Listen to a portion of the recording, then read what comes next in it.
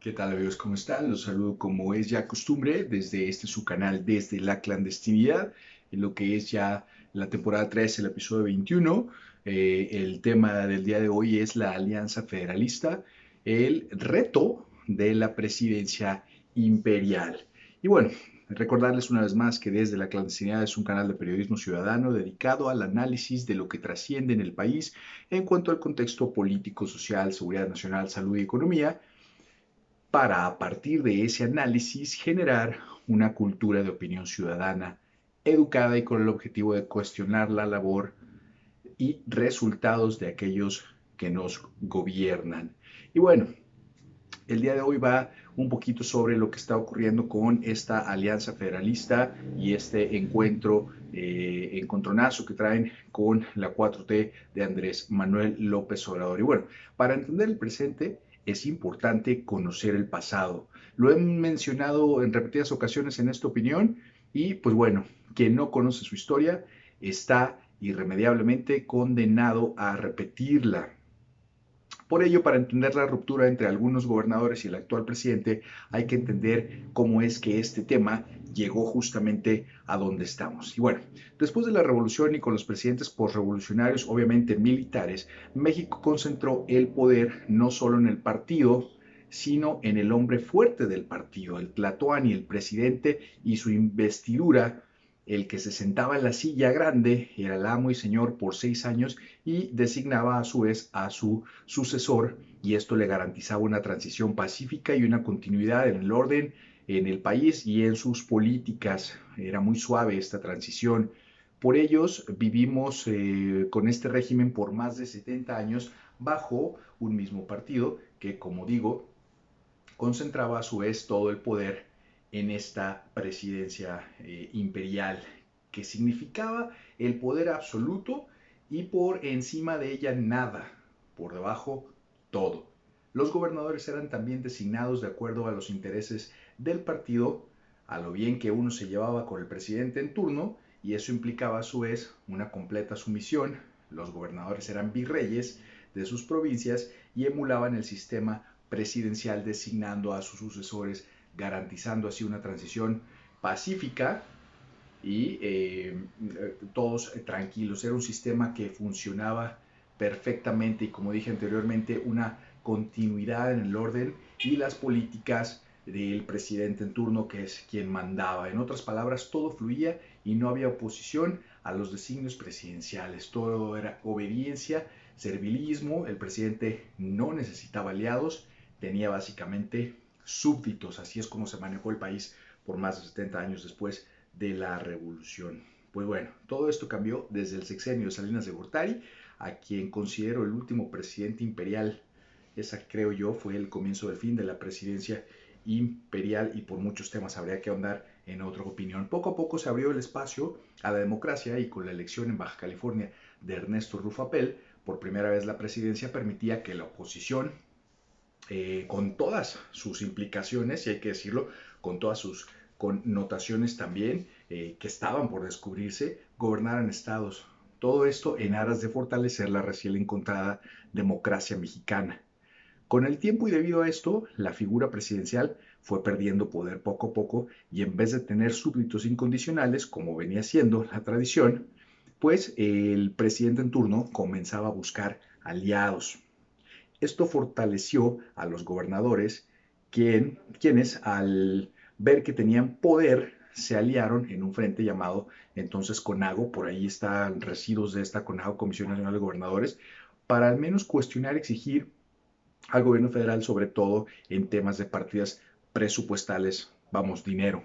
Este fue el tema y sigue siendo el tema. Sin embargo, como era de esperarse, esta comisión en su mayoría buscaba favorecer al presidente en turno, siendo la mayoría de los gobernadores del mismo partido, llevando a una fractura que, tras el ascenso de Andrés Manuel López Obrador al poder y el notable cambio en el mapa y el contexto político, pues esto llevó a una inminente desaparición de la CONAGO. Está prácticamente extinta como organismo de contrapeso frente al presidente. Es aquí donde, derivado del encono generado entre 10 gobernadores de la República con el presidente y su llamada 4T, estos gobernadores manifiestan exigencias sobre el presupuesto partidas presupuestales, el tema sanitario y cómo es que ellos consideran que la estrategia contra el COVID implementada por el gobierno federal simplemente ha fracasado, costando así esta estrategia mal aplicada.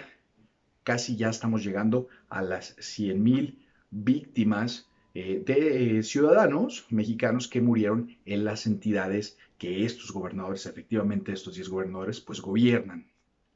El tema es más sencillo de lo que parece.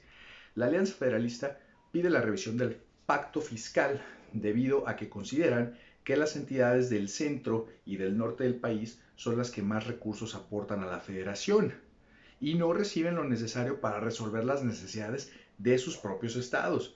Quiero hacer un paréntesis aquí para explicar más detalladamente este punto, y es que lo establecen estos gobernadores. Lo que ellos establecen es que de alguna manera es cierto este tema, lo que dicen, ¿no? Los estados que más aportan al Producto Interno Bruto, al BID, son los que menos reciben de regreso de la federación. Es decir, estos estados básicamente mantienen a los estados pobres, sobre todo aquellos del centro hacia el sur, estados que a su vez son clientes electorales, pero no aportan a la federación respecto al PIB, o al menos no en las cantidades que estos estados del centro y norte aportan muchísimo, muchísimo más. Tabasco y Campeche solían participar y aportarle mucho al PIB, eran mucho más activos, pero con la desaceleración de la industria petrolera y las industrias petroleras sinceramente en franco debacle, pues esto ha disminuido, y con ello pues los números de aportación al Producto Interno Bruto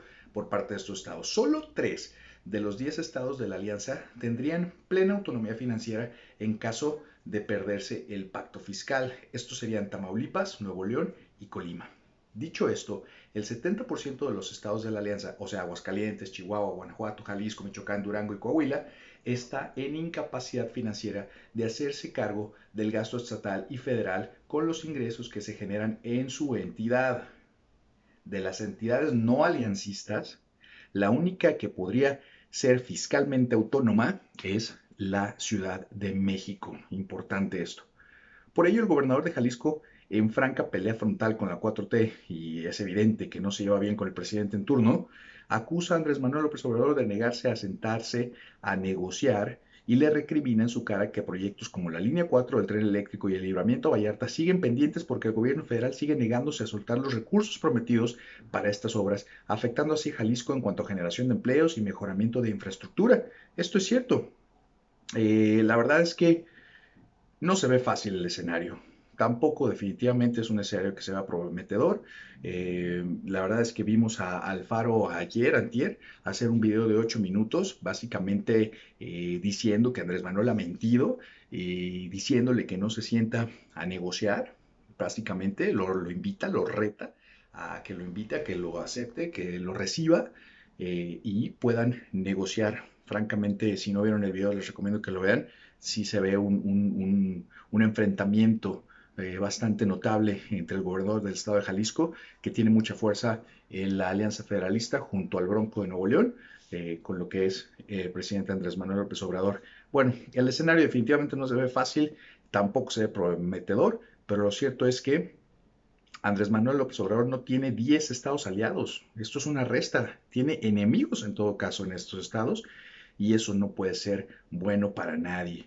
Se acabaron aquellos tiempos del servilismo y los virreyes. Ya no hay presidencia imperial, y los afectados, como siempre, son los ciudadanos. Somos los ciudadanos atrapados en un conflicto político que nadie tiene intención de resolver en el corto plazo.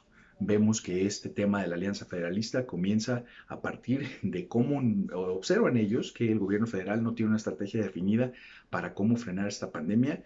Y bueno, vemos que efectivamente tienen razón, y hay que entender, como dije, el contexto. Efectivamente, estos tres estados, dentro de estos 10, son los que más aportan al Producto Interno Bruto, tienen un superávit, podrían vivir perfectamente sin recibir partidas presidenciales, partidas, perdón, del gobierno federal.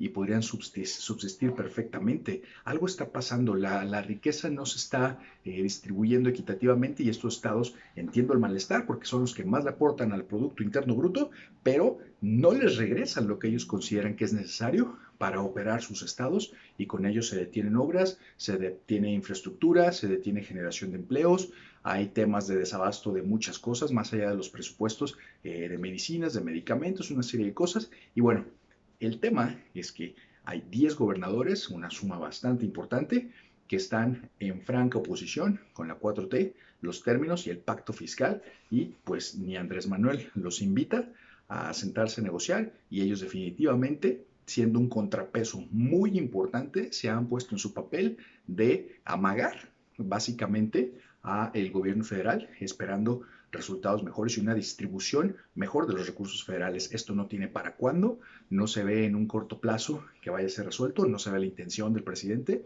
no se ve que los 10 gobernadores de la Alianza Federalista vayan a sentarse a decir, bueno, está bien, vamos a ver qué, definitivamente van el todo por el todo, y pues bueno, este tema no se ve para cuándo.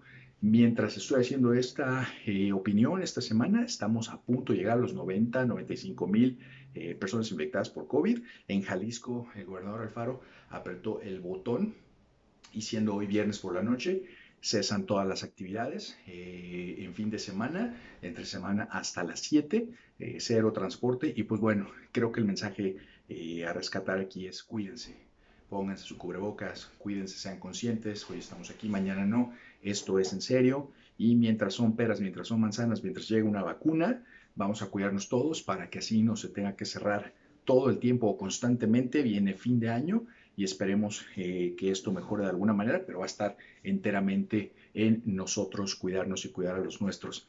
Los dejo en esta ocasión desde la clandestinidad, esperando comenten, dejen sus comentarios, compartan en redes sociales, pueden mandarme comentarios, compartan para que esta información llegue a más personas. Y pues bueno, espero verlos la próxima semana con alguna noticia que sea más importante y de mayor trascendencia y que sean buenas noticias, efectivamente. Nos vemos hasta la próxima desde la clandestinidad.